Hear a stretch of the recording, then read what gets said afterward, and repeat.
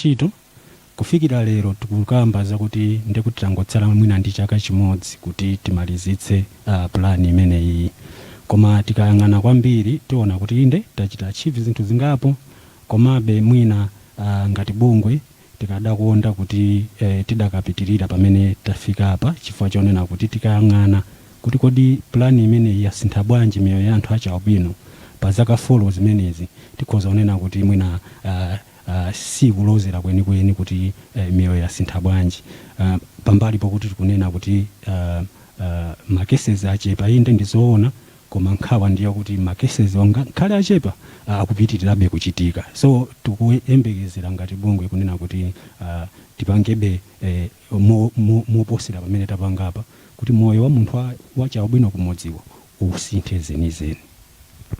Zikomo kwambiri kuchokera kubunge la pamwe timuna tingodziwanso kuchokera kubunge la MHRC ripoti mwaliona bwanji kulukamba kuti ayi chiwerengero cha anthu amene akuchitidwa chipongwe nkhanza zosiyanasiyana anthu achialubino zikuoneka kuti zasintha malingana ndi ripoti limeneli, inu mwaziona motani?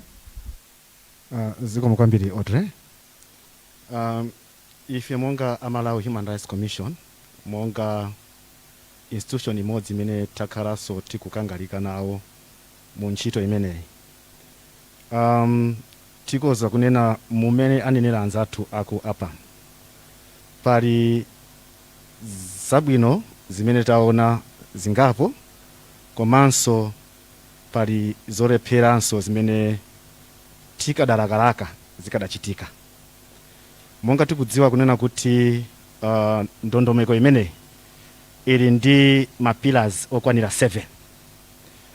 And poyambirira timafunitsitsa kwambiri, titathana kwambiri ndi mchitidwe woma gwira nkumathawitsa anthu achialubino komanso nkumapha. Mbali imeneyi tikoza kuvomereza kuti tapanga register ma positives zabwino kwambiri, imene akunenera anzanga kuti mmene timafika mu chaka chatha ma cases amene andalipo tapanga register mwina 3. Chaka chino kwenikweni ndi 2. Komano sitikuyenera kuti tikhale pa mtambasale, chifukwa pamenenso anthu mukukhala ngati mwalekerera wachipongweyo pamene amadzadzuka. Ndeno pamene tikupanga register zabwinozo ndingofuna ife kuchokera ku Malawi Human Rights Commission kuti timemane amene tikugwira ntchitoyi Amalawi tonse kuti tichilimike kuti mchitidwe umenewu ungofika potheratu, chifukwa chimene tikulakalaka chitachitika nchoti mchitidwe ungotheratu. Tikathana ndi zimenezo mwina tidzinka ntipanga address mapira enawo, ingakhale tidakalakalaka kuti mapirawo adziyendera limodzi, koma kwakukulu tionetsetse kuti ndi zinthu zomvetsa chisoni kuti tsiku la lero tidzilakalaka nkumaka bamwana amene wagona ndi amayi yake ndi zolinga zoti tikamchite chipongwe, mwina kulakalaka kuti tikagulitse mafupa kaya ma tissues ena ndi ena, koma ife tikulakalaka kuti pomafika dzuwa la lero timafuna kuti mchitidwe uwu utatheratu. Koma kwakukulu tikupanga register zabwino, pamene talepherapo tikamafika kuti tikukonzanso ndondomekoyi tikonze kuti zina zonse zikhale bwino. Ndi basi ilapompa kuti mwina zinazo tutalankhula kutsogolo. Chabwino, ndathokoza kwambiri. Timvenso mwina kuchokera kwa gogo kuti kodi nkhani imeneyi ya kuonetsetsa kuti anthu ambiri akudziwa zambiri zokhudzana ndi ufulu umene anzathu achialubino ali nawo, komanso akufunikira kuwateteza. Nkhani ya awareness kodi kumakoma kwathuko m'madera mwathumu ikuyenda motani? Maonapo zikuchitika zotani m'madera mwathu? Zikomo kwambiri. Inenso ndikamba monga mmene akambira anzanga, komabe ife ngati mafumu timayembekezera kuti kulamula kwathu tizalamula kwayang'anira anthu amene ali moyo, ndipo ngati munthu wadwala tiyeneka kumtumiza kuchipatala. Koma mchitidwe uwu wachifwamba umene unafalikira kapena wafalikira kwathu kuno ku Malawi ndi umene tikukhumudwa nawo kwambiri. Imfa imene timayembekezera ndi imfa imene imakhala kuti munthu wagundidwa kapena ndi galimoto wachita ngozi kapena kudwala kumene koma zomangobwera kumaba anthu kumakapha ngati nkhuku zimenezo mfumu ina iliyonse singakondwe ndipo ndife anthu odandaula. Choncho tingothokoza mwapadera kuti akupolisi ndi mabungwe ena onse monganso a human rights imene akunenera apamu pa mgwirizano wawo umene iwo akunkana achititsa misonkhano m'mizi mwathu, komabe tiwapemphe kuti misonkhano sitimayimikira iyayi. Anthu aku Malawi chimene timayembekezera nchakuti na msonkhano woti mpaka tituluse nawo maso ndi wa kampeni ya chipani kuti apeze mpando, koma zinthu zakufa anthu monga ngati mmene zikukhaliramo sitingathe kuchita tsiku ndi tsiku. Timati tikachita ndrama palibe yemwe kuti, koma zikakhala za ndale timathamangira. Chinthu chokhacho ndi chimene timachiona kuti sitikuchita bwino. Nkhani iyo ndiyofunikira kuti Malawi wina aliyense aitenge nawo gawo lalikulu polimbana nawo ndi mchitidwe umenewo, chifukwa tiganizire ine ndi mwana angonitenga masanasana akamuphe kapena akagulise mafupa kaya akatani akapite nawo kuti, zimenezozo palibe amene angakondwere. Ndi imfa yosakhala bwino ndipo yosayiwalika. Ndilekere ine pomwepa popeza kuti tili ndi anzanga ene mafumu azatha kuonjezera nthawi ina yake mpata ukapezeka. Zikomo kwambiri. Zikomo kwambiri. For now, let me also get views from the court. Just to understand, we are saying the decrease, there is a decrease in terms of cases of on attacks of people with albinism, issues to do with awareness. What would be your take in as far as your role is concerned in ensuring that there is safety for people with albinism?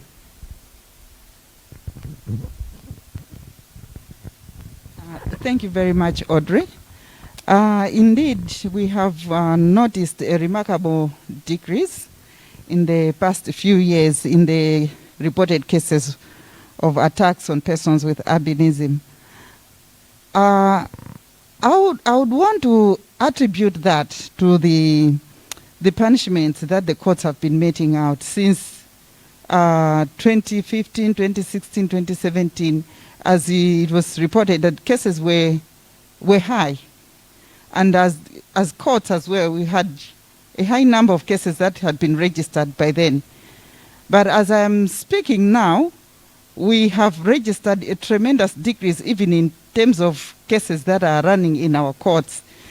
And the punishments that have been meted out, I'm sure they have attributed to the decrease in the incidents of these offenses being committed. You agree with me that we registered a high number of cases that had been concluded, and the punishments that were meted out ranged from death penalty, life imprisonment, and long-term incarceration, which is a fact that, in a way, was sending a message to those who had the intention to commit crime. And we would like to attribute the decrease to that. But suffice to say that the resurgence of these cases now is an indication that much as the courts or the criminal justice system is doing its part, there's still a problem that is still lying there that we need to tackle. You agree with me that ever since time immemorial, punishments, huge punishments, have been passed before, even for homicide offenses not of persons with albinism. But still, people commit murder. Still, people commit theft, burglary, robberies. So that is just to show you that punishments alone may not be enough to deter the vice that we are fighting against at the moment. The mind. And we cannot change somebody's mind using the law. We need to take an active step of sending out messages that are packaged in a manner that is going to change the mindset of the people, starting from the family members of the persons with albinism. Their family members, they need to have a change of mindset on how they view their relations who are with albinism. So in terms of awareness, our messages should be packaged in a manner that is going to help change the mindset of the people. Thank you so much. Timvenso mwina kuchokera ku polisi mumagwira ntchito ndi anthu ndithu anthu amakhala kulankhula nanu zambiri.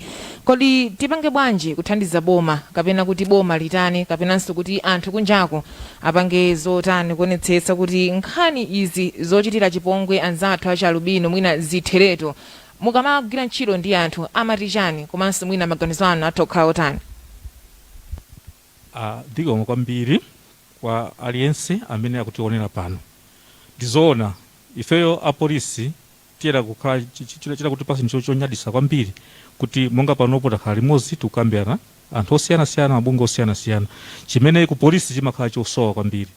Ife tikunena kuti apolisi tikunyadira mgwirizano umenewu chifukwa tikamanena kuti panopo nkhani zokhuza kuwapangira upandu anzathu achi albino inali yokwera kwambiri kupaso pano ikhanga tikusika sitingonena iyayi tikunena kuti siti polisi inachita bwino kwambiri ayi koma tinena kuti ngati teamwork tinachita bwino, tikaluza tiluza limodzi, tikawina tiwina limodzi chifukwa polisi payokha singakwanise. Polisi simakhala pamuzi pa nyumba iliyonse imene kuchire kunjako ayi, anthu amene tugwira ntchito kapena mafumu kapena nene kuti wina aliyense ndi amene mwina amakhala ndi abale amene kumuzimo pamene ifeyo timabwera mwina pa nthawi malinga ndi ntchito yathuyi. Choncho ubwino umene uwu wachitika chifoti apolisi ndi anthu mmuzi akugwira bwino ntchito kwambiri komanso tikutha kugawana ma information. Nkhani yokhuza upandu umenewu si nkhani yabwino andi ifeyo apolisi ndife okhuzidwa kwambiri fuka even inspector general akhala ndithu mwina akuyankhulapo kwambiri komanso gulanzathu apa mutakamwe tukumana pafupi kukambira kuti kodi upandu metu ngauthese bwanji. Ife timafuna kuti mwina ngati lero tanguti zonse zatheratu chifukwa abale amenewa ena mwayo ndi anathu, ena mwayo ndi abambo athu, ena mwayo awa ndife amozi ani maraisi awo chimozimozi. Ife tikudabwa kuti kodi chikuchitika muziko lathu muno ndi chani. Ndikuziwa madera ambiri zimachitika koma kuti tikudabwa pa chikhalidwe chathu cha ife Malawi. Choncho ife tikunena kuti boma zikoma kwambiri popeza kuti mwatipasapo ndi thandizo limene ifeso tikutha kuyambirapo singakwanisa tokha polisi komanso through agenda tikutha kugwira ntchito limodzi kumakambirana ngati mene tikukambiranapo komanso mizimu mafumu tikuti iye ayipitirizani ntchito imene inuyo mukugwira ndi munthu wina aliyense chifukwa zambiri mukamamva kuti apolisi agwira anthu motere sitimarota amachita kutiuza ndi anthu muzi kuti zimotere. Choncho tikunena kuti Amalawi tiye tizuke. Anthu amene akupanga zimene ndi anthu ochepa kwambiri koma ife tikuambiri tisasiyirane chifukwa siku lina uzakhala iwe, siku lina azakhala mwana wako kapena siku lina azakhala munthu wina wake. Kotero kuti ife polisi sizasiya kugwira ntchito yathu monga kuti kutenga munthu aliyense amene akupanga upandu ngati ote upena kukhoti chimozimozi akhoti so takhala kugwira ntchito bwino kwambiri takonako zambiri zabwino kwambiri pakatipa koma tingoti tipitirize pamene pasalapo ma information amene wakomanso ma resources zangakwanire koma tigawane pang'ono kuti kapitirize ife polisi usiku ndi usana tizakhala nanu kuonesesa kuti zimenezi zitheretu komanso upanga upandu umenewu agwidwe akaone kuti kodi chilungamo chake chingayende motani. Zikomo kwambiri. Mene titero kuti chambika kale kukhala pamodzi ngati mmene takhaliramu anthu amaudindo osiyana-siyana mabungwe osiyana-siyana kukhala pamodzi ndi kugwirira ntchito limodzi ngati dziko limodzi. Chimenechi ndi chinthu chofunikira kwambiri komanso timaona kuti mpofunikira kwambiri kunena kuti tiaphunzitse anthu m'midzimo. Anthu akuyenera adziwe kunena kuti tikamakamba zakuti munthu wacha albino ndi ndani anthu amuvomereze munthu ameneyo kuti kodi ndi mbali imodzi ya chilengedwe cha Mulungu chifukwa ndikukhulupirira kuti china chake chichitike ndiye tigwepo yayi koma titayesetsa kunena kuti tiike ndondomeko zoyenerera zoteteza moyo tisakhale reactive mwina pa Chingerezi titero koma tikhale proactive kunena kuti tingapange bwanji kuti nkhani ngati zimenezi zisapitirire kuchitika. Mwina nditero kuti kugwira ntchito kumene tikugwira mabungwe osiyana-siyana kuti atikupitirira kukhala coordination yabwino ndikukhulupirira kuti mwina nkhani ngati zimenezi zikhoza kuchepetsedwa. Zikomo kwambiri. Mwina timvenso kuchokera ku Ministry of Gender, you work with the different stakeholders, relevant stakeholders, but then who else needs to be involved in this fight against the attacks on persons with albinism? ndiyankhe kuti who else needs to be included. I think we need to highlight here that we have Minister of Health, we have Minister of Education. For us to know who should be co-opted, we need also to look into what are the needs or the demands that a person with albinism would require. Because a person with albinism is a holistic being and has got so many aspects that they require, demand and need service. So the requirements we have the challenges. For instance, issue many tukukamba ya killings, it's emanating from issues of social life of a person. Socially, the perception of Malawians towards a person with albinism has a problem. And you find the few that have a problem, these are the ones that are attributing issues, killings and abductions and what have you.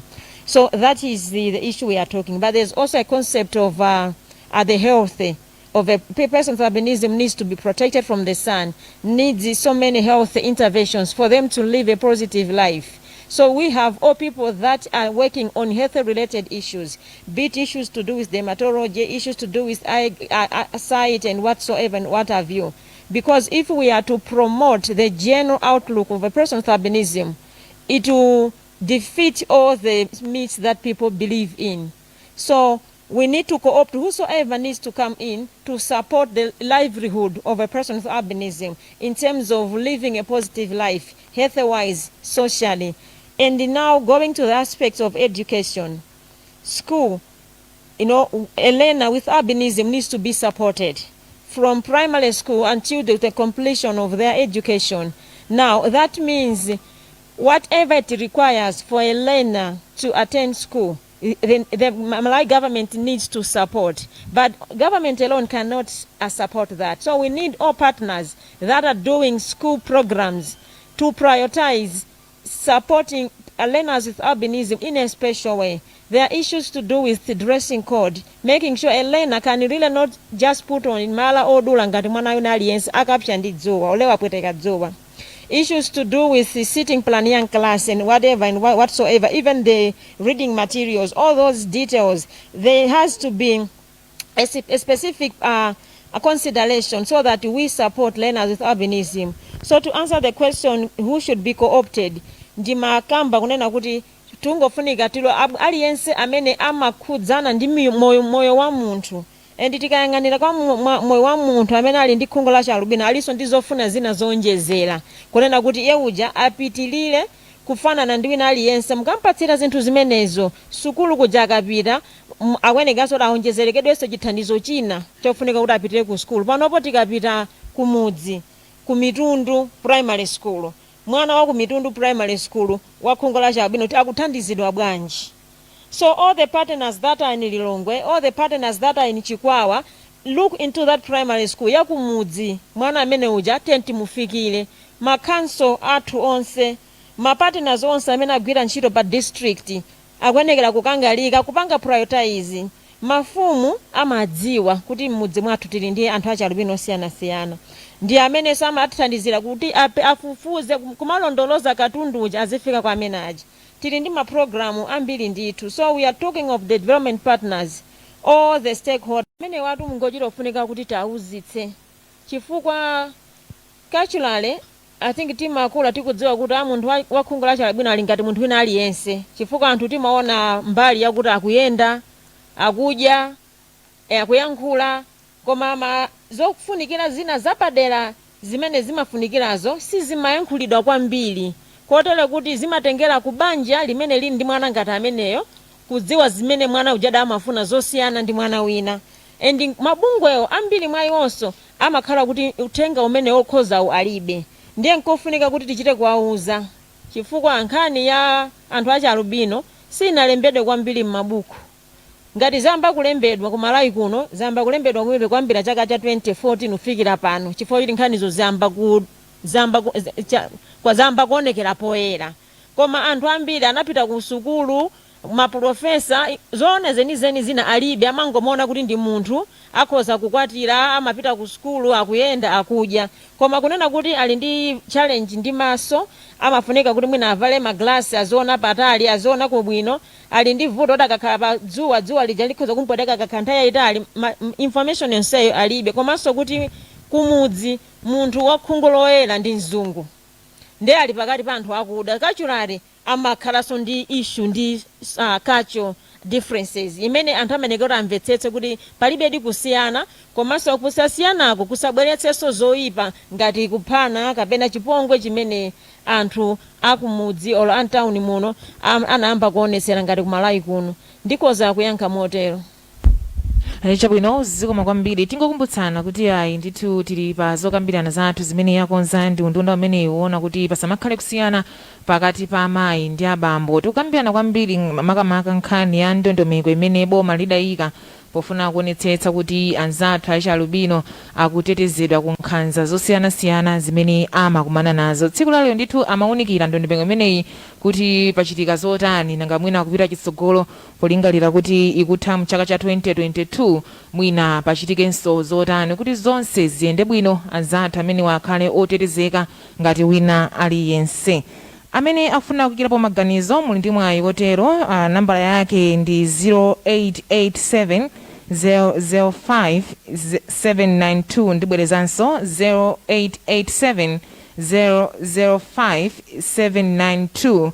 Mutha ndithu kuyimba pa line imeneyo, komanso mwina kupereka uthenga wanu kuti timve kuti muganiza zotani, makamaka kuti titani ngati boma komanso ngati dziko kuti anzathu achalubino akhale otetezeka ku nkhanza zimene akukumana nazo.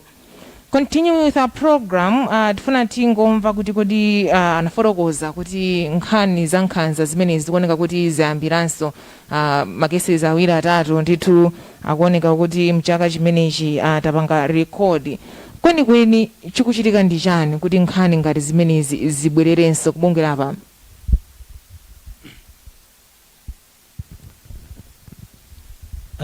Nkhani ngati zimenezi mwina pali zinthu zambiri zimene zikuchititsa.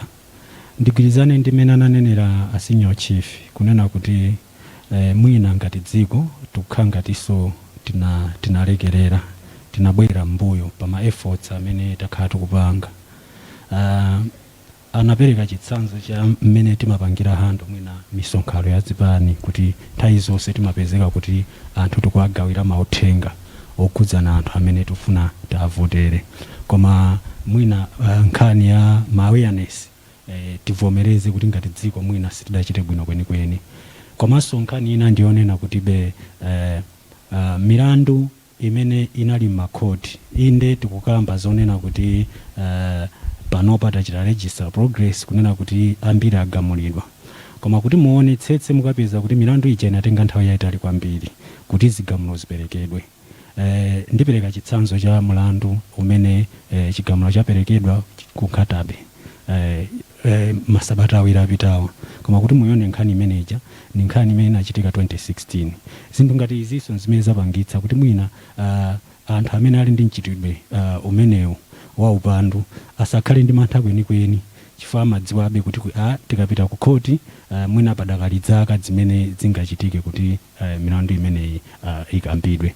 Izinso ndi zina zimene zikupangitsa kunena kuti tiyambireso ku, koma kuti tikambe tione bwinobwino tikapeza kuti tikamakamba nkhani ya chitetezo tikukamba nkhani ndi anthu osiyanasiyana amene akuyenera kutenga mbali pa nkhani ya chitetezo, komanso pali zambiri zimene tikuyenera kuchita kuti tionetsetse kuti munthu wachalubino akutetezeka. Apolisi ali apo, koma tiye tiyang'ane kuti kodi munthu ameneyo akukhala malo otani, nyumba zawo ndi zotani. Tiye tiyang'ane kuti kodi munthu ameneyo behavior yake ikukhala bwanji, wazungulidwa ndi anthu otani, anthu amene amuzungulirawo maganizo awo ndi otani akamuona munthu wachalubino. Ndi nkhani zimene zizitika ziyang'ana bwinobwino ndi zimene zikhoza kuthandiza kuti mwina nkhani ngati zimene zichepetsedwe. So kuyankha mwachidule ndinene kuti mwina pali zina zimene ngati dziko sitikuchita poonetsetsa kuti nkhani zimene zizitheretu. Chitsanzo ndi chimene ndikupereka kunena kuti mwina tikayikamba nkhani ya chitetezo tikuyang'ana mbali imodzi ya apolisi okha, tikuyiwalanso mwina ma aspects ena amene akuyenera kubwerapo kuti chitetezo cha munthu wacha albino chikhale complete. Zikomo kwambiri. Chabwino zomwe kwambiri. Kubunga la MHRC mumafufuzafufuza ndithu nkhani ngati zimenezi zikachitika, tikuona kuti ma cases akuyambiranso. Zikukhala bwanji kunjako mwina chavuta ndichite, komanso ndani amene sakugwira bwino ntchito yake kuti tithane ndi mchitidwe umenewu? Ndingopitiriza pamene wasira Ian. Nkhani kwambiri si nkhani ya apolisi okha mmene anenera, komano tikudziwa kunena kuti apolisi akamagwira ntchito amagwira ntchito ndi mafumu. Mu madera mwathu tinayikamo ma structures amene timati community policing forums. Masabata awiri apitawa ndayenda ma district okwana 9. Nde my experiences akusonyeza kuti pamene ma resources alipo zoti anthu agwirire ntchito zilipo ku polisi kwenikweni kuntundako, mwina zikafika pa district zikumakapezeka kuti aja tapatsa ntchito akumudzi aja a community policing aja akupezeka kuti zogwirira ntchito alibe. Ndezi kumakhala zowavuta kuti mwina chinthu chikachitika kuti mwina azitha kuyendayenda kuti nawonso chitetezo cha mmudzi chizikhalapo. Nkhani yachiwiri yomwe anenaso Ian ya nyumba zimene amakhala anzathu achi albino, mupeza kuti nyumba tikudziwa kuti munthu uyu ali vulnerable kale, koma nyumba imene akukhala chitseko ilibe, mawindo ilibe, angochinjika kasalu. Nde kumakhala kosavuta kuti anthu opanga chipongwe aja akampange chipongwe munthu uja. Tikaonanso ndi mmene takhalira mmene timayambira chaka chatha chija itabwera COVID, tikoza kunena kuti ma efforts ambiri kuyamba kuboma ndi ife mmene timakhalira, maganizo athu onse tinasuntha analowera ku COVID. Chimene timaona ife ndi kuti COVID akuyenda bwanji, tinalekerera kuyiwala kuti tili ndi anzathu amene ali vulnerable acha albino. Zikoza kuchitika, tinaona zinachitika, tinazakhala kwa kanthawi nkupezeka kuti zangotulukiraso. Nde chimene chimafunika chona kuti pamene tikuona zina izi zachitika madera mbali zambiri ku reproductive health, HIV AIDS, tunapezeka kuti tonse tinangoyang'ana ku COVID, koma zimafunika kunena kuti pamene tikuyang'ana COVID madera ena aja tisayiwale, chitetezo chikhalepo. Komanonso china titapanga buku ili limene tikulikambirana pano la action plan, funso limene ndakhala ndikumafunsa ndionena kuti kodi bukuli tafikira nalo anthu angati, ndondomeko zimene zili umu akuzidziwa ndi anthu angati. Ndikoza kukutsimikizirani kuti maboma amene tayenda akumanena kuti ife bukulo tinangolimva mwina kamodzi nkuyiwala, komano nkhani yomwe ija tibwerera kupa awareness kuja kuti anthu akudziwa motani zinthu zimene zimakhudza anthu achi albino, zimene anthu akuyenda kumachita ku makuka kwathu ndi zotani, chifukwa continuous engagement with my communities, with mafumu ndi with vigilance mmene timachitira, mmene anena kuti mmene timachitira tikamachita mwachidwi, tikamachita zinthu za ndale tita kuona kusintha madera kukathandizira raising awareness. Ziwa kwambiri ndizoona mmene akambira abale onsewa, koma kwa ife ngati polisi tikunena kuti community policing ilipo, komanso akugwira bwino ntchito bwino kwambiri, komanso mwina nditengepo mpata pamene papa. Tikaona pa Local Government Act section 6 ikumanena za chitetezo, komanso tikapitanso ku National Decentralization Policy section 6E ikukambanso zokhuza chitetezo kuti but local government kapena pa district councils ayenera kutenga community policy kapena chitetezo m'manja mwawo. Soneza kuti chithandizo chiyeneranso kuchoka mmene mosati ku polisi okhako ya. Izi ndikukamba for anzathu ku human rights anayankhula panopo kuti akumasowa zipangizo. Yet community policing iyo ndiye tikamati chitetezo kwa anthu mphamvu kwa anthu ndeke community policing iyo. Chifukwa community policing ndimene tima empower munthu kuti atengepo gawo pa moyo wake. Choncho tikunena kuti ife a polisi tikugwira ntchito kwambiri, komanso tilipa structures ambiri Malawi muno, kuchokera kuchitipa pa kunsanje mwina pata 300 chakuti 1000 omwe tikumayesesa ndithu mwina kumapasa zogwirira ntchito koma singakwanise. Komanso mafumu tikuthokoza kuti mwina ndi mwina kumathandiza kwambiri, komanso kuthandiza kwambiri, komanso mabungwe ena osiyanasiyana, koma singakwanise.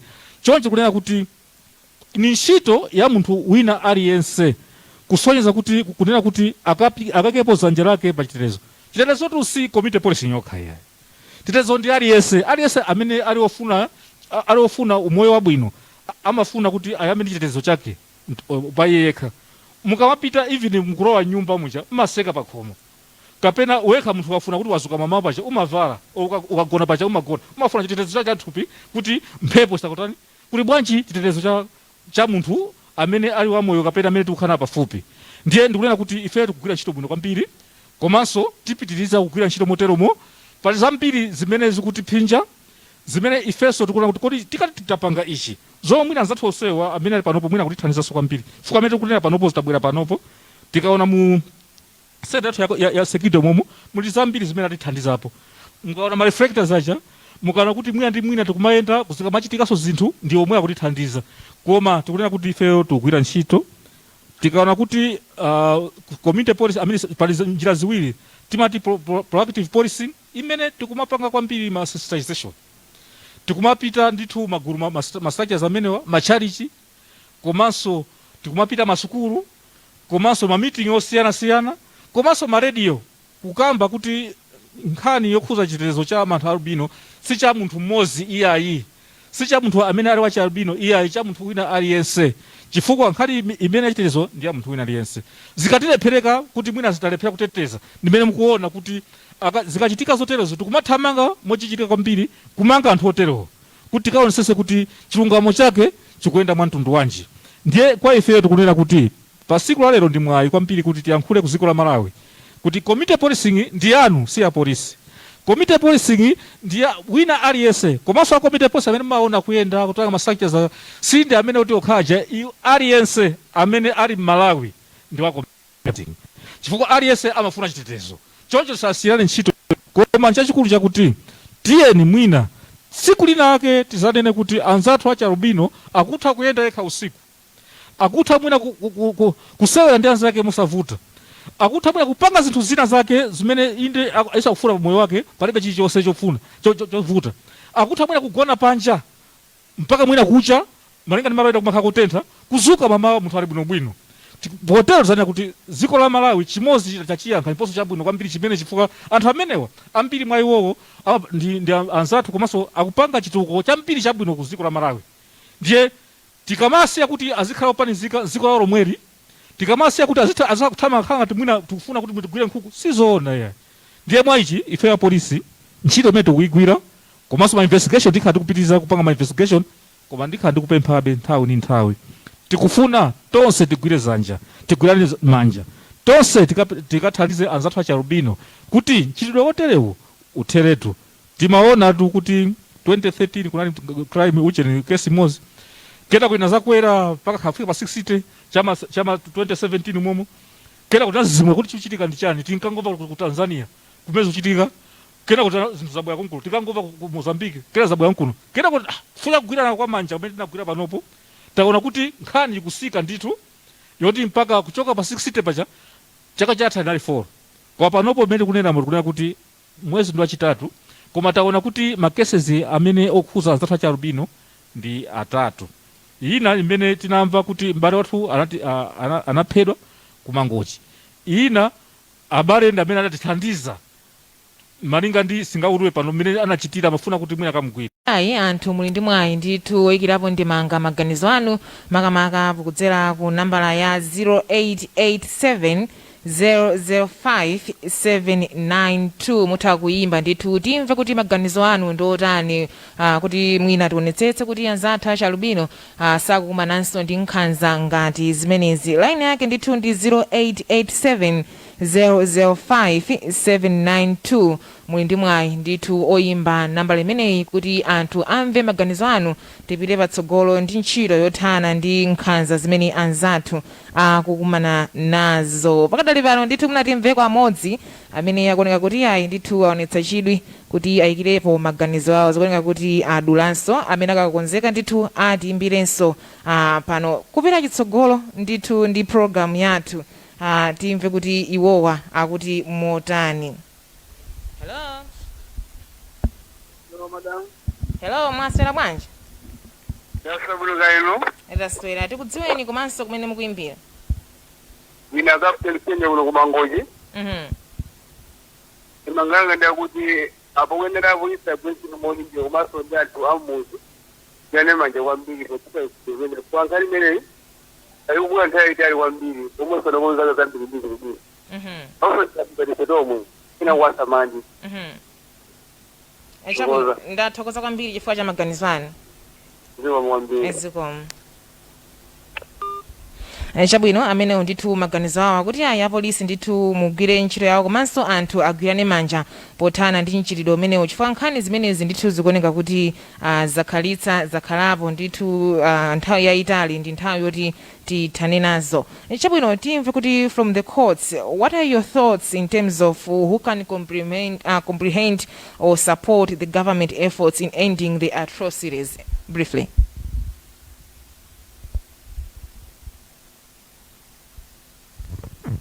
Thank you very much.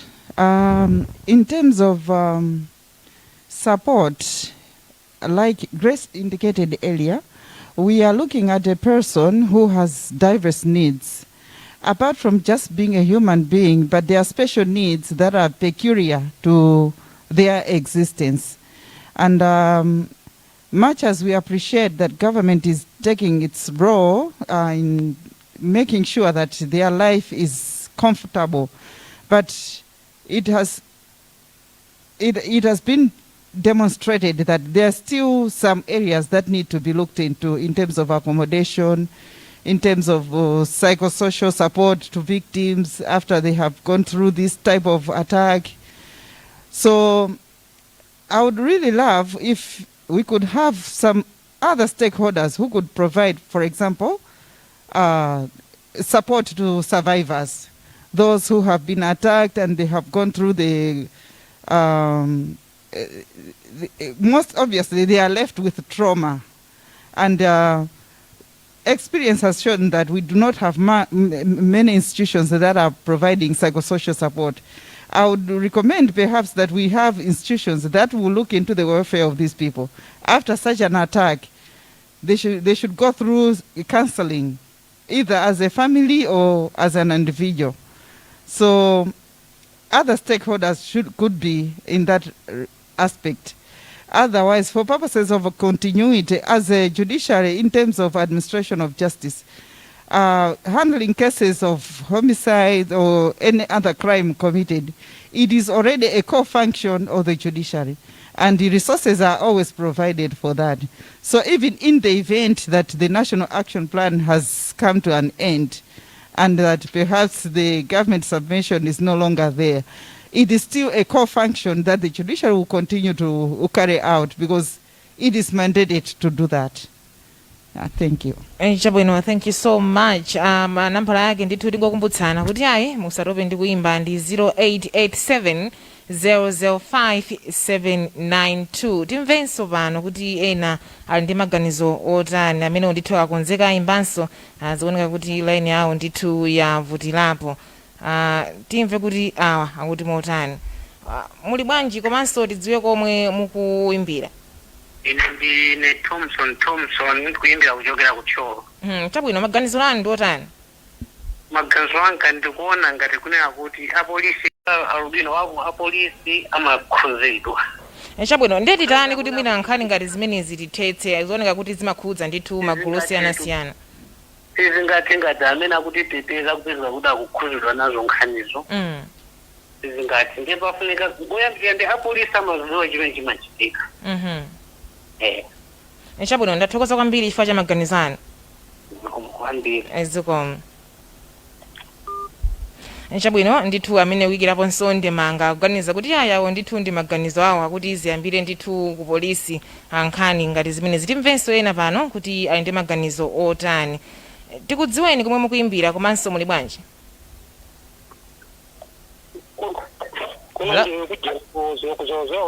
Kuzolozolo. Kuchingambo. Dzina lanu? Apenyoni. Maganizo anu ndi otani? Maganizo ndoti akota uchedwesa kugamula mwana nefeke anthu sakupanga mantha yayi.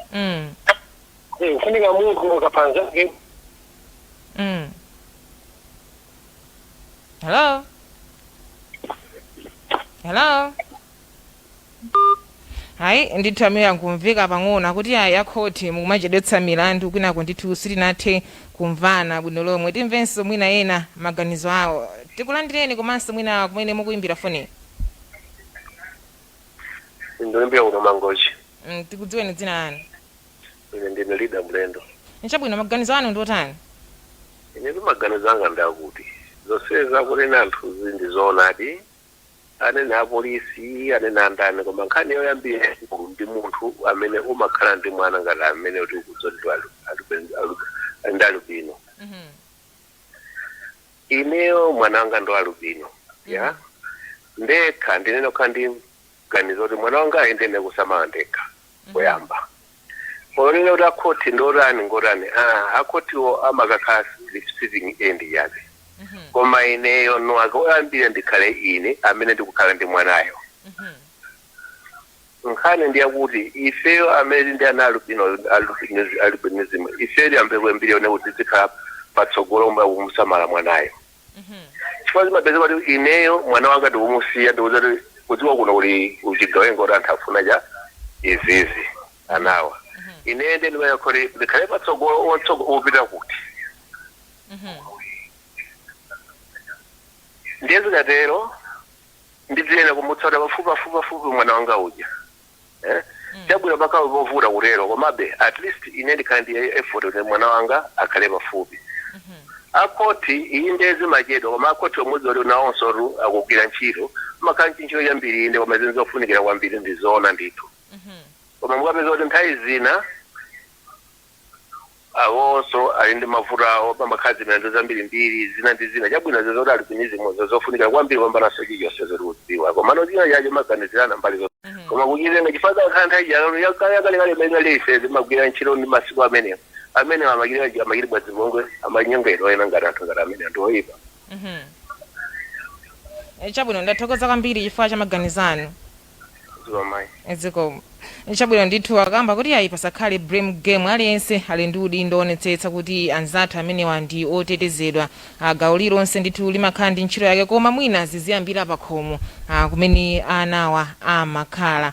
Chabwino moving on with our program in terms of the recommendations that have been made on National Action Plan. What are these recommendations from the Ministry of Gender? And maybe after looking at those recommendations, would a review of the plan be necessary?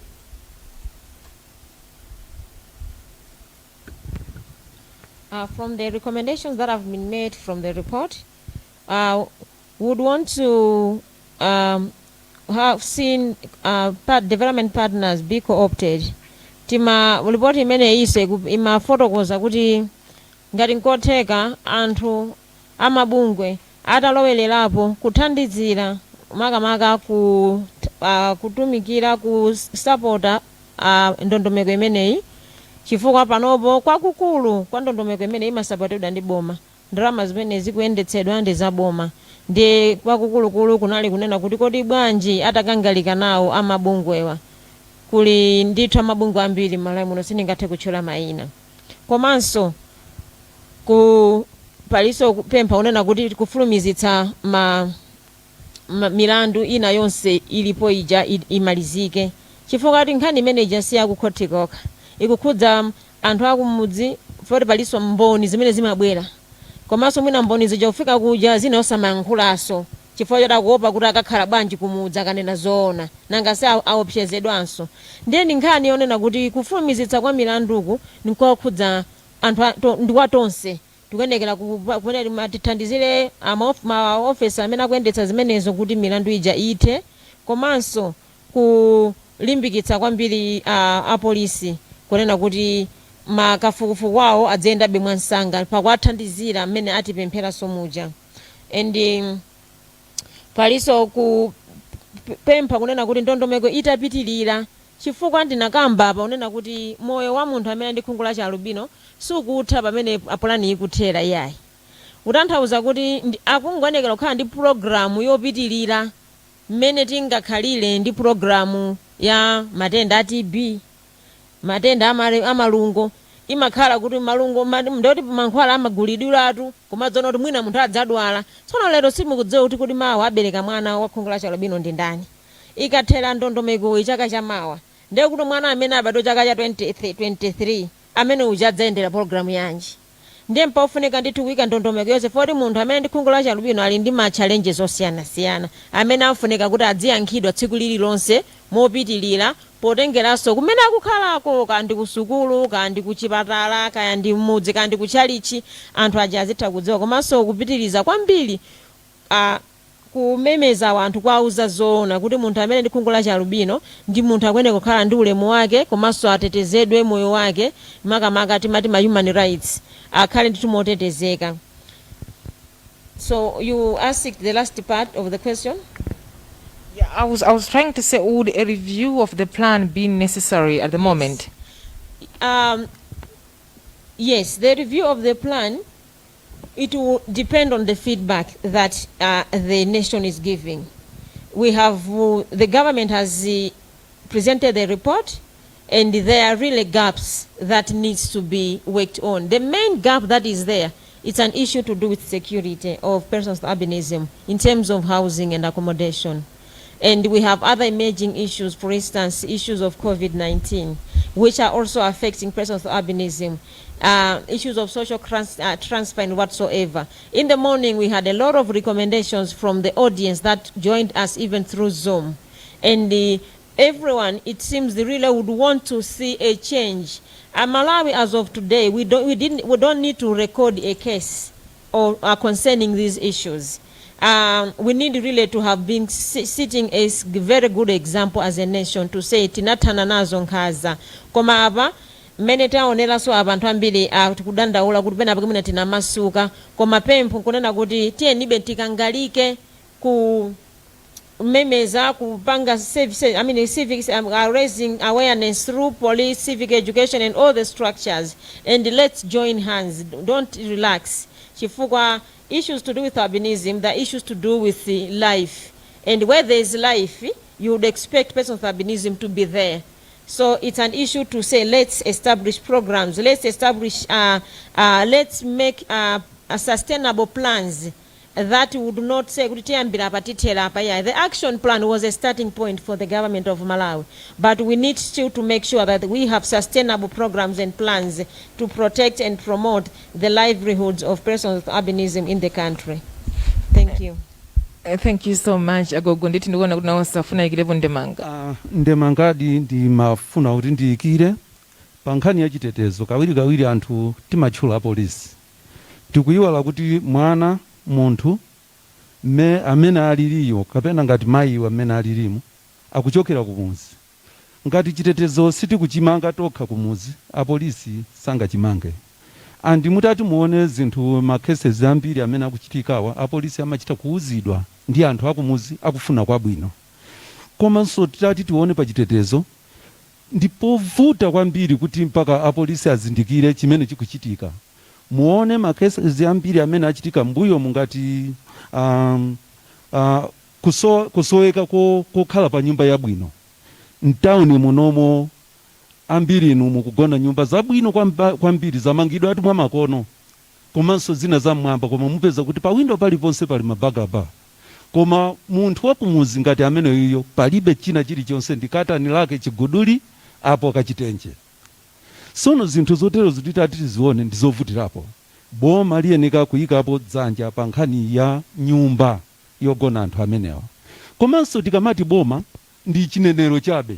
Chifukwa Malawi muno titati tione pali anthu ambiri olemera amene ndrama zawo amatha kugwiritsa ntchito munjira zosiyanasiyana ndikumathandiza magulu ena. Tatiyeni tipemphe kwa anthu ena akufuna kwabwino. Tili ndi anzathu ma Indians community amene ajatu akumanga nyumba zosiyanasiyana m'mamizimu. Kodi boma litapempha amene aja tigawireni nyumba 100 tiwamangire anthu amenewa. Ena ndikuwapempha pang'ono, ena ndikuwapempha pang'ono. Ka budget kamene tili nakonso ndikuwonjezera pamene tingamamange pachaka nyumba zingati. Vuto limene timakhala nalo ku Malawi kuno ndilolekerera kuti mwana isuwa ine ndi wawo, koma tikuyiwala kuti zikamayipa zikuyipa. Chisanzo munomo wonse boma la Malawi lonse dziko la Malawi, boma limene lachuluka anthu ochita chipongwe milandu ngati imene iyo ndikumachinga.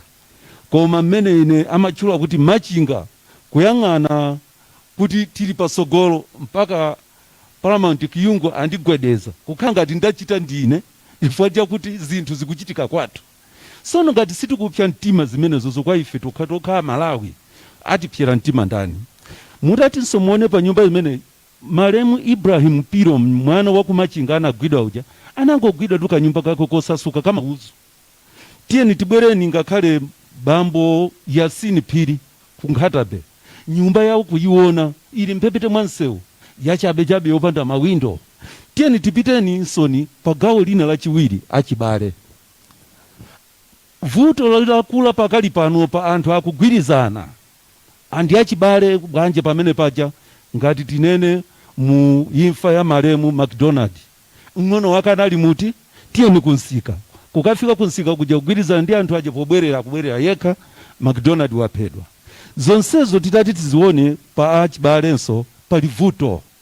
Tikati tionenso mwina mbali ina ndi mbali ya ujeni maukwati. Amayi ndikukufunani ukwati. Ndikhala nawo awa zaka 3 to 4 years. Ndikuanyengera koma ndicholinga. Mapeto ako otiyeni tipiteni kunzuzu kapena tikadzereko kuti tipite kumangochi tikasambire omwewo osabwerera. Ana akwapeza nyumba, ana aja kungotengedwa asitiyeni ena anachokera kudedza tiyeni ku Blantyre kunchito. Ndapeza ntchito ana kampezera mwana mpaka kupita naye ku Mozambiki kunkakwata community police ni akumachinga atadabwa anakangwira munthu uja ndikukhulupirira kuti pa milandu 6 stage umwezi wake ndi umenewo. Sononso maukwatiwa tiyeni tioneni ndondomeko yabwino.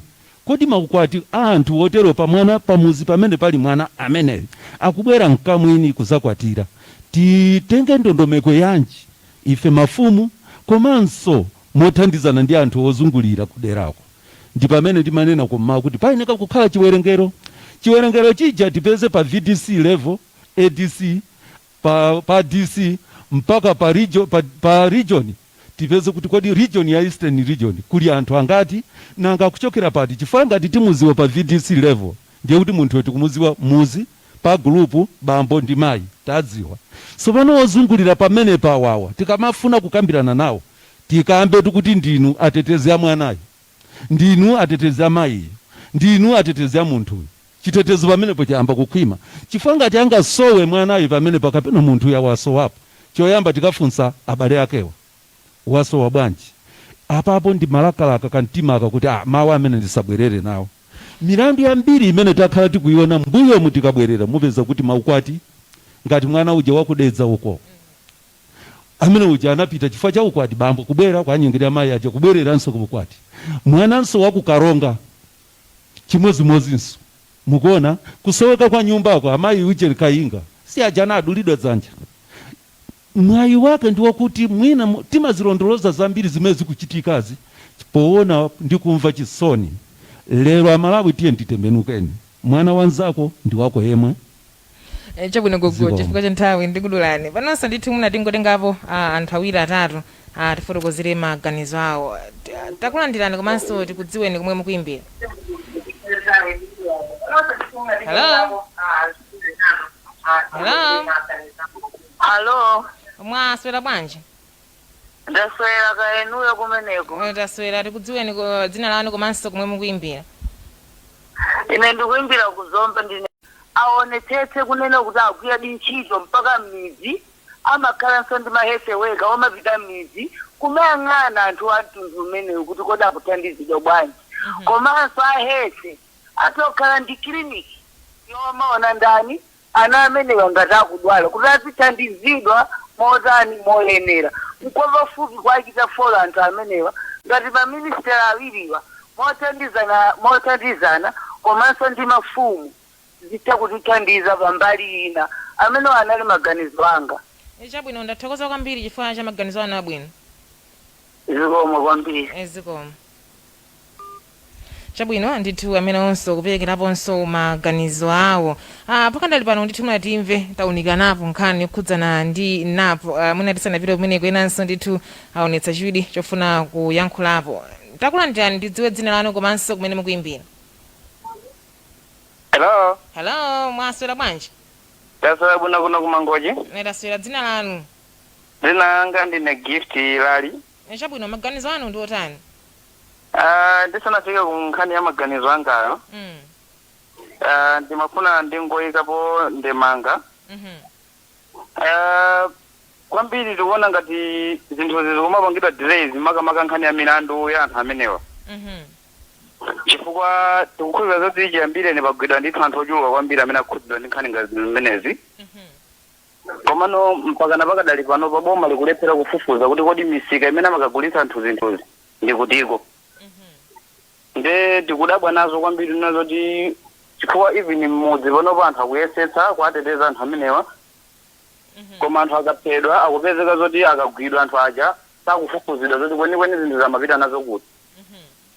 Nde kwambiri tikuyeneka kuti boma ngati sili kukhudzidwa pamene kwambiri afufuze zoti kuti kwenikweni misika ya zimenezi ndikutiko. Ndekuti tikatero ndekuti zonsezi zitha chifukwa ngati supezeka msikawo ndekuti zitivuta kwambiri fana zoti anthu azikati akagwidwa milandu yake zikhaone kuti sizatha mpaka nakalekale. Maganizo anga ndionena kuti kwambiri tikhwimitse kwambiri chitetezo cha mmudzi. Tikatero ndekuti anthu amene akhala otetezeka kwambiri chifukwa anthu akumakhala mmudzi muno moti muli mafumu muli amabungu osiyanasiyana ndio anthu atagwirane manja kuateteza anthu amene akhala otetezedwa. Komano kwambiri boma lichilimike kufufuza zoti kuti misika ya anthu amene kumene anthu amapita nazo zinthu zimene ndikuti. Chabwino ndathokoza kwambiri chifukwa cha maganizo anu. Zikomo. Chabwino chifukwa cha nthawi ndithu mwina ngoonekanapo kuti National Action Plan imene ndithu mwayiunikira kummawako ikutha ndithu mu 2022 mwayi ulipo kuti National Action Plan imene ndithu ikwaniritsa zolinga zake mmene mudayionera kubungu la yemwe HRC.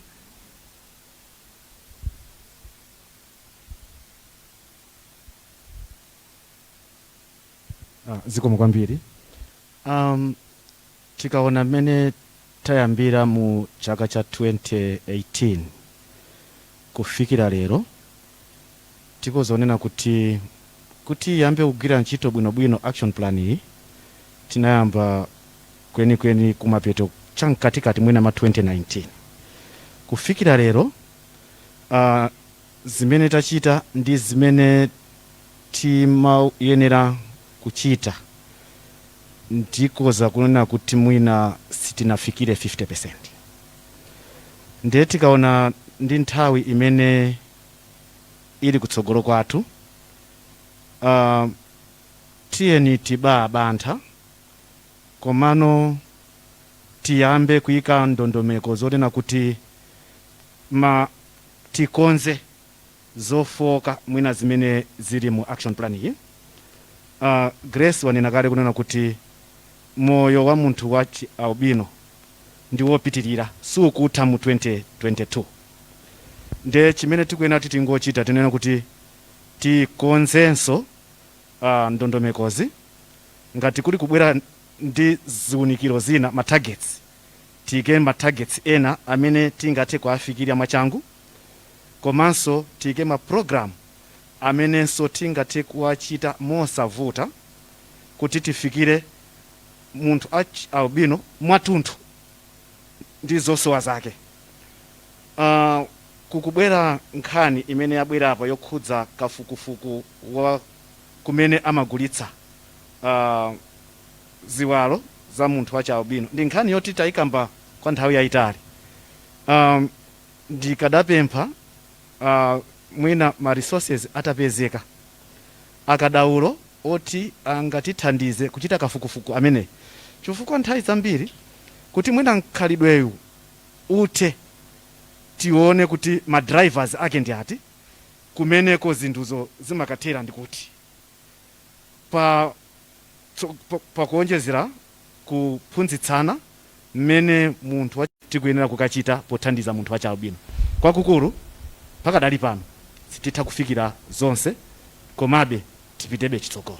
Chabwino zikoma kwambiri ndithu chifukwa cha nthawi ndikupemphani ndithu kubungula apama kuti mungoyikirapo ndemanga kuti kodi napu imeneyi tiyikwaniritsa kapena kuti ikwaniritsa cholinga chake komanso mukamatero within a minute ndithu mungopekaponso mawu anu omaliza amakamaka pa panel discussion imeneyi. Ya ndizoona ndigwirizane ndi zimene anena amaso kuti mwina napu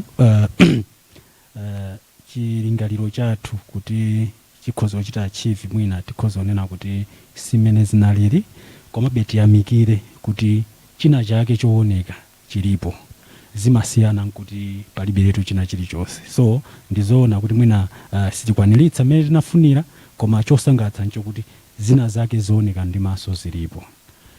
Mwina kumbali ya mawu anga ndionena kuti monga mmene kukambirana kwathu kuliri titero kuti tivomerezana Malawi kuti ntchito iyi si ntchito ya munthu mmodzi komanso tionetsetse kuti tisakhale ndi mtima woti tilozedzala wina ndi nzake koma tikhale pamodzi tigundane mitu kuti tione kuti tikhoza kuthana nayo bwanji nkhondo iyi. Komanso ndipemphe kunena kuti pamene tikuchita zochitika zathu zofuna kusintha moyo wa munthu wacha albino tiyeni munthu amene tisamuyike kumbuyo tiyende naye limodzi. Kapali ma awareness campaign amene tikupanga tiyeni tionetsetse kuti nawonso anthu acha albino akutenga gawo chifukwa tikapanga choncho amva kukoma komanso adziwa kuti anthu ena ake kunjaku akupanga zinthu zotithandizira koma tikamangopanga iwo kulibe mwina sangakwanitse kuchita appreciate mwina my efforts amene anthu akupanga towards promoting their rights. Thank you so much. Zikomo kwambiri ndithu mawu omaliza kuchokera ku polisi pamene tikumaliza zokambirana zathu. Zikomo kwambiri kuchoka ku polisi ndimo mucha tifefe tikupemphabe kuti nkhondo imene tikumenyayi timenyere limodzi chifukwa zakabidwapo zambiri komanso chimene chimandidabwisa kwambiri chikundidabwisa panopo nchakuti nthawi yonseyi timatha kunena kuti iyayi anthu amene agwidwa akupanga upanduwo ndiotere simatchulidwa kuti ndi mbale koma pa nkhani ziwiri zimene zachitikazi kapena imodzi makamaka kukuonera kuti abale ndi amene apasogolo kwambiri pamene nchovuta chakuti ukaziwe kuti mbale angapange chotere kapena munthu wina wapadera kuti ukaziwe kuti atha kupanga upando otere nkovuta kwambiri chifukwa munthu ameneyo ndi amene ife timaganizira kuti munthu woyambirira kwambiri kuteteza mbale otereyi ndi mbale wake chifukwa amene ndi amene amakhala naye pafupi.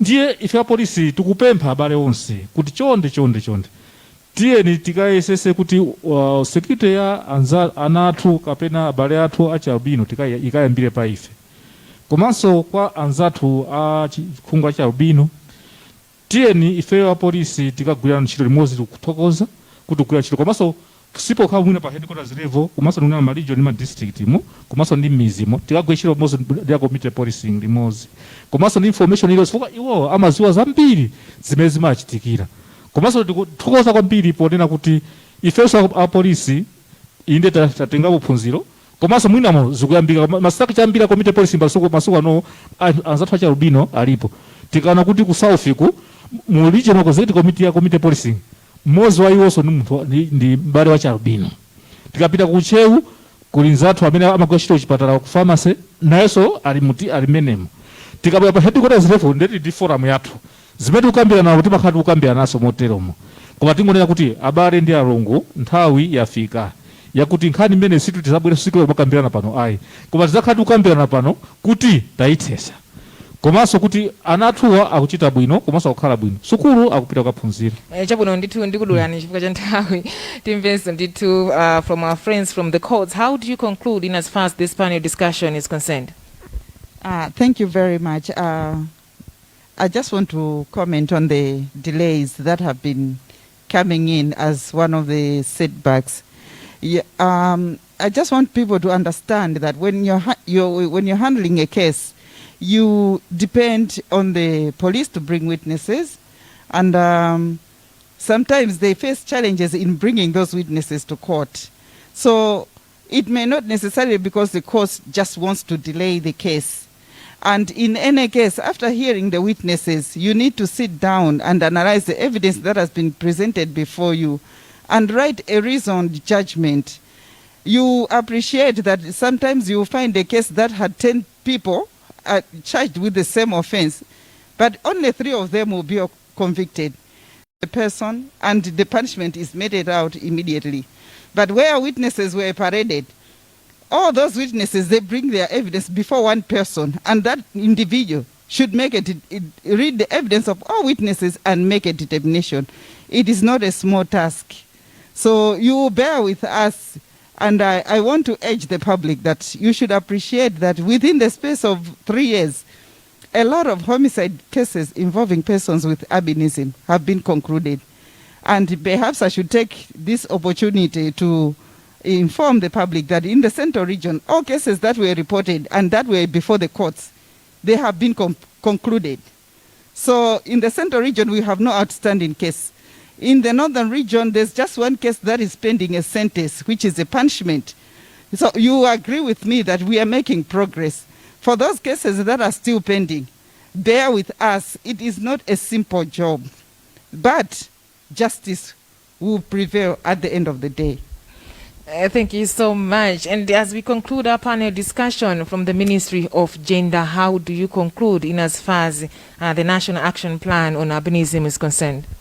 In conclusion, I would want to say that the action plan has really brought in coordination. We are sitting around here, we are talking of this issue because of this plan, which is a positive move, which it has really brought us all together. Komanso yapangitsa kunena kuti anthu aziyankhula nsanga chipongwe chikachitika. This is what you see from the media, the journalists, and anyone else. Yapangika nsanga, people have come out so quickly, and you can see good zachitika within this period, which is something which we really recommend. When I think the action plan has brought in a way coordination of things and even exposing my secret circles of secrecy. Anthu achipongwe amakhala akupanga towards persons with albinism. And I wanted also to highlight that Malawi kulikonse kumene kuli mwana amene ali ndi khungu la albino ku primary school ku secondary school tikhaleso ndi udindo oyesetsa kuti atetezedwe ku skulu kumene akupita. Makolo tikhale patsogolo tilumikizane ndi ahedi komanso akuluakulu amaphunziro kuti mwana wathu ngati pali chiopsezo cha mayendedwe amaphunziro aziwitsidwe kuti mwanayo athandizike moyenekerera. Kuli mwayo opita ku boarding school makamaka iwo amene asankhidwa ku secondary school olosana asankhidwe koma ngati ali ndi kuthekera boma lili ndi kuthekera kumene kuti mwana amene uja chifukwa cha chipongwe chikuchitika ku dziko akamukhazike pa boarding school. Ndeti kukudziwitsa thandizo kuzipatala kuma health center ako kuli uphungu komanso kuli mankhwala amene akumapezeka. Ngati kulibe kawadziwitseni akuchipatala komanso lumikizitsani ndi onse even amfumu kumudzi auzeni kuti iyayi tinapita tife kuchipatala koma mafuta kulibe chifukwa ndi udindo wa health center iliyonse kukuthandizirani moyenekerera ngati mmene mmapezera panado mukapezenso mafuta odzitetezera kukhungu kotero kuti telo apo khungu lanu lioneka bwino komanso zimapangitsa kuti anthu akamamuona mwana uja munthu uja adzitha ku makondwa osaonako chipongwe chilichonse chifukwa mwina munthu uja ali ndi mabala chifukwa boma sitinamuteteze moyenekerera.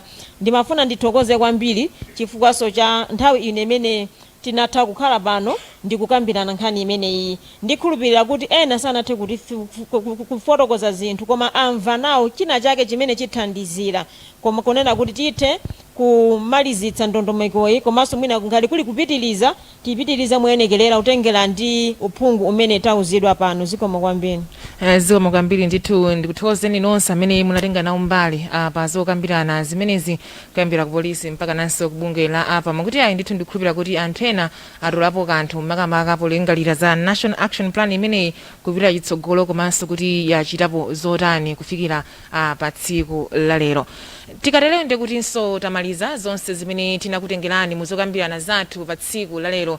Tingokumbutsana kuti ayi tinali pano ndithu chifukwa cha unduna oona kuti pasamakhale kusiyana pakati pa amayi ndi abambo amatifotokozera zambiri ndithu atawunikira National Action Plan ndondomeko imene adayika makamaka imene kugwirabe ntchito kuyambira mchaka cha 2018 mpaka 2022 pofuna kuonetsetsa kuti nkhanza komanso zimene anzathu achi albino amakumana nazo zithe pofika na muchaka chimenechi. Muli njira zosiyanasiyana komanso afotokoza kuti ayi ndithu pofika na chaka chino ndithu zambiri zachitika komanso kupita chitsogolo pali zambiri zimene zikuyenera kuchitika. Ndikhulupirira kuti ayi ndithu mwaphunzirapo mwatolapo kanthu komanso ndithu mutengapo udindo kuti anzathu amene ali achi albino akhale ndithu otetezeka.